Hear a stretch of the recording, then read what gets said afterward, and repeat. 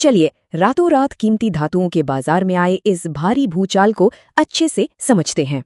MCX पर सोने की कीमतें एकदम से 7% उछलकर 1.63 लाख रुपए के पार पहुंच गईं। और चांदी, उसमें भी जबरदस्त उछाल आया। प्रति किलोग्राम कीमत लगभग 17,000 रुपए बढ़ गई। गोल्ड और सिल्वर ETF में भी 15% की भारी तेजी दिखी। आखिर ये अचानक उछाल क्यों? दरअसल सरकार ने आधी रात को नीतियां बदली और कीमती धातुओं पर आयात शुल्क सीधा 15% कर दिया। ये नया 15% टैक्स बंटा कैसे है?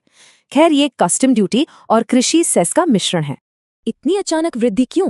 असल में सरकार तेजी से गिरते रुपए को बचाने की पूरी कोशिश कर रही है। ये प्रधानमंत्री मोदी के उस अपील के बिल्कुल अनुरूप है जिसमें उन्होंने गैर जरूरी सोना खरीदने से बचने को कहा था। भारत के आयात बिल में सोना करीब 10% है। इस कदम का मकसद चालू खाता घाटा कम करना है, लेकिन इसका सीधा असर जेब पर पड़ेगा।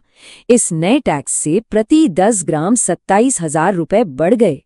जेम्स एंड ज्वेलरी काउंसिल ने चेताया है कि भारी लागत से तस्करी और अनौपचारिक बाजार फिर बढ़ सकते हैं।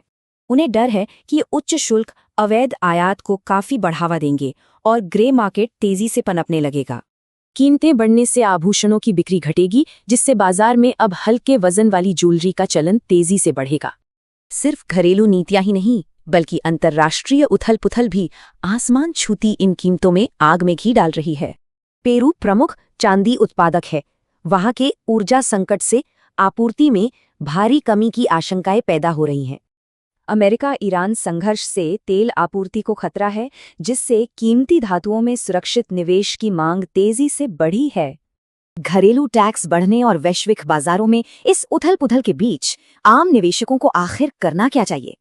विशेषज्ञ कहते हैं, घबराएं नहीं। सोने चांदी के लिए वैश्विक तेजी के कारक अभी भी पूरी तरह से बरकरार हैं। इसलिए रणनीति बदलना जरूरी है। विश्लेषक अब सुरक्षित निवेश के लिए डिजिटल गोल्ड और ETF को प्राथमिकता दे रहे हैं। सच कहें तो इस नीति के कारण हुई अल्पकालिक मूल्य गिरावट लंबी अवधि के शानदार निवेश अवसर दे सकती है। नियम बदल चुके हैं। क्या अब भविष्य डिजिटल गोल्ड का है या भौतिक सोना अपनी चमक बरकरार रखेगा?